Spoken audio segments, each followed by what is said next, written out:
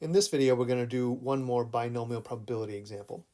So here we have a regular six-sided die, which is rolled 10 times, and the number of ones is recorded, which of course we recognize as a binomial distribution question.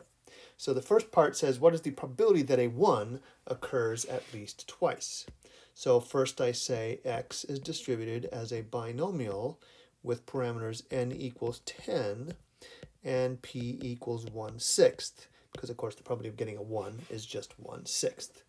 Now the question is saying what's the probability that a 1 occurs at least twice? So the probability statement there is p, the probability of x greater than or equal to 2. That's what the question wants. But of course that's not how we're going to calculate it, because the calculator does not want, binomial CDF does not want x greater than or equal to 2. It needs a less than or equal to. So I'm going to do the complement of this. I'm going to do 1 minus the probability that x is less than 2. But of course the calculator can't do this either, because it has to have x less than or equal to something. And because binomial is counting, it's discrete, we know that in order to calculate this, we have to go to the number right before it, which is 1. So this is 1 minus the probability that x is less than or equal to 1. And now we can plug this into the calculator. So this is what we type into the calculator. Again, that's the n, that's the p, and that's the x less than or equal to 1.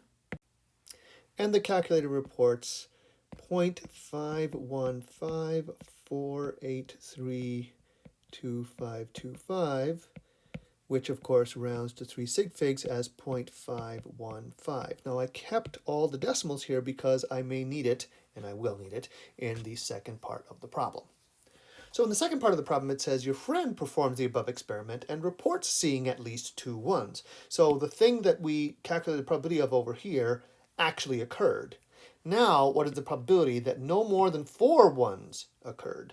So this is a conditional probability statement because we already know something about what happened in the experiment, and we're now trying to find a new probability based on that given information.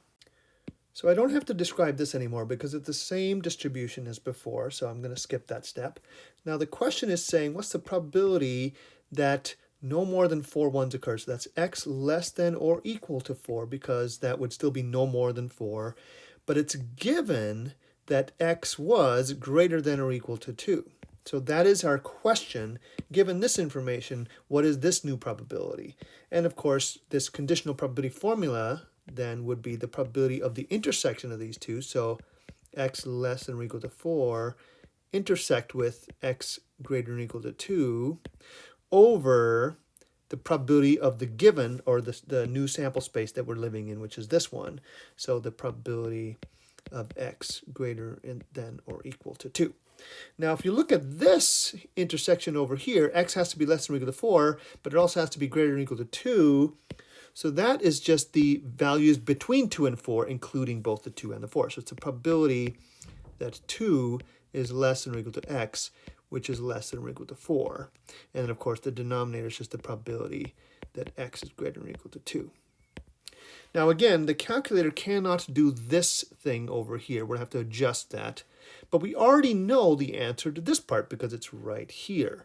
So I just need to figure out how to calculate this. So what I do is I split that up and I say, well, that's the probability that x is less than or equal to 4, which includes 0, 1, 2, 3, and 4, minus the probability that x is less than or equal to 1. Because that way, 0 and 1 are getting taken out of the probability calculation, and 2, 3, and 4 are going to be left over from the 0, 1, 2, 3, 4 that one was calculated. And of course, now we're still dividing this by the probability that x is greater than or equal to 2. And after plugging all of this into the calculator using the binomial CDF again, this one is binomial CDF with a 4, and then this one is binomial CDF with a 1, and then doing those separate calculations, subtracting, and then this one is just this number over here, I end up with approximately 0.970, and I can stop there because I don't have to keep the longer decimal since I'm not going to use it later. I just round to 3 sig figs. Don't forget that the 0 is significant. And that's the end of this video.